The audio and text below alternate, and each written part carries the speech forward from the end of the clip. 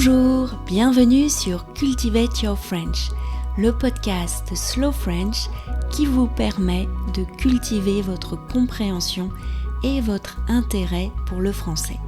Comment ? Eh bien, grâce au principe de la double écoute.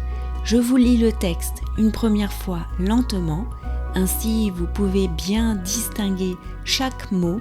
Ensuite, vous l'entendez à vitesse normale. Et c'est là que c'est magique pour vos oreilles. Grande satisfaction garantie. Je m'appelle Laetitia, je suis française, j'habite près de Paris et je partage avec vous chaque semaine un petit bout de ma journée. Après notre promenade parisienne, et maintenant que nous avons quelques lieux et quelques scènes du roman Bel Ami en tête, je vous propose de nous pencher sur deux personnages de ce roman grâce à Aurélie, professeure de français. Bel Ami est un roman qu'elle a étudié avec la classe de Lisa l'année dernière.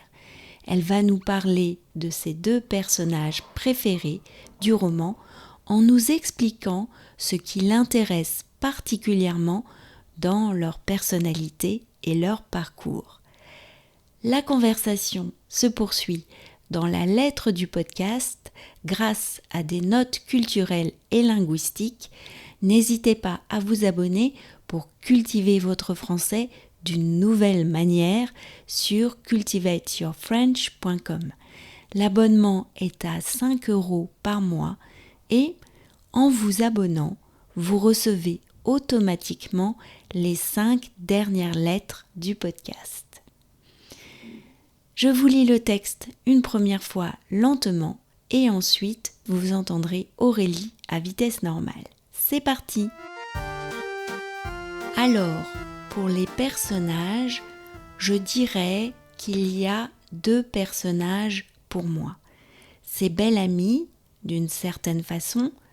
Je ne dirais pas que c'est mon personnage préféré, mais je trouve que c'est un personnage très intéressant. Et un autre personnage qui lui ressemble, c'est Madeleine. Bel Ami, on a dit que c'est un personnage extrêmement ridicule, mais c'est aussi un personnage que je trouve intéressant, parce que c'est un personnage qui est terrifiant et qui garde une grande modernité. On peut facilement superposer ce personnage à des personnages qu'on trouve encore aujourd'hui. Je sais pas, des personnalités politiques, les hommes d'affaires, tout à fait. C'est un personnage qui dit quelque chose de terrible, comme on l'a dit tout à l'heure, sur le fonctionnement de notre société, sur son système très inégalitaire, qui crée des monstres, des êtres qui perdent leur humanité, pour pouvoir finalement avoir une place dans cette société. Je trouve que c'est un personnage qui est en quête de reconnaissance. Et cette quête de reconnaissance passe par des violences qu'il exerce sur d'autres personnes pour monter, notamment sur les femmes. Beaucoup sur les femmes. Oui, et Bel Ami, pour moi, c'est à la fois le bourreau et la victime. Après, c'est une interprétation qui peut être discutée. Il y a un autre personnage aussi qui révèle ces inégalités, qui est aussi un personnage en quête de reconnaissance d'une certaine façon. C'est Madeleine.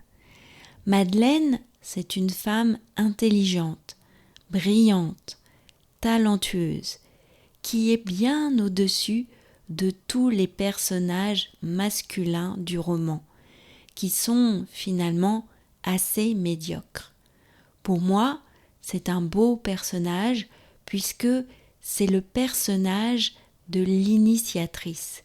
C'est elle qui va apprendre à Bel-Ami à rédiger un article, à faire correctement son travail de journaliste et qui va lui apprendre aussi à se comporter, à savoir se comporter en société.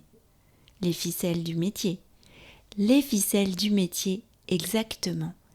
C'est un personnage, Madeleine, je trouve, un personnage aussi fort. C'est une femme forte, mais c'est aussi un personnage très touchant, car elle est cette femme de l'ombre, cette femme qui vit par procuration ce métier de journaliste qu'elle ne peut pas exercer en tant que femme. Et maintenant, retrouvons Aurélie à vitesse normale. Alors pour les personnages, je dirais qu'il y a 2 personnages pour moi. C'est Bel-Ami d'une certaine façon. Alors, je dirais pas que c'est mon personnage préféré, mais je trouve que c'est un personnage très intéressant. Et un autre personnage finalement qui lui ressemble, c'est Madeleine.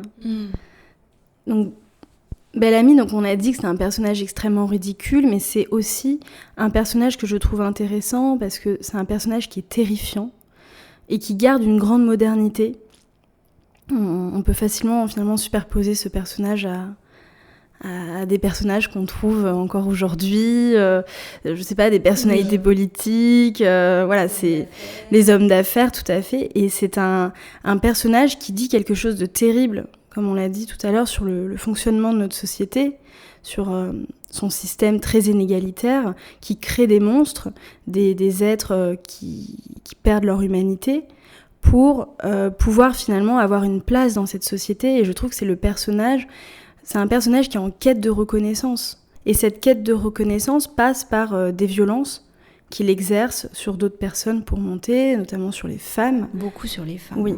Et Bel-Ami, donc pour moi, c'est à la fois le bourreau et la victime. Bon, après, c'est une interprétation qui peut être discutée.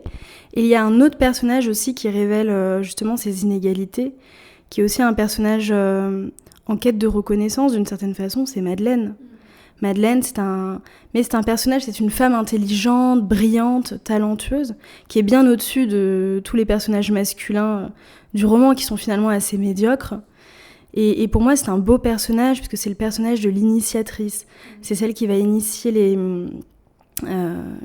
qui va apprendre à Bel-Ami à rédiger un article, à faire correctement son travail de journaliste, et qui va lui apprendre aussi à se comporter, à se comporter en société, les ficelles du métier, exactement. Et c'est un personnage, Madeleine, je trouve, un personnage aussi fort. C'est une femme forte, mais c'est aussi un personnage très touchant, car elle est cette femme de l'ombre, cette femme qui vit par procuration ce métier de journaliste qu'elle ne peut pas exercer en tant que femme. Cultivate Your French, c'est fini pour aujourd'hui. Je vous retrouve la semaine prochaine pour un nouvel épisode du podcast. À bientôt, au revoir.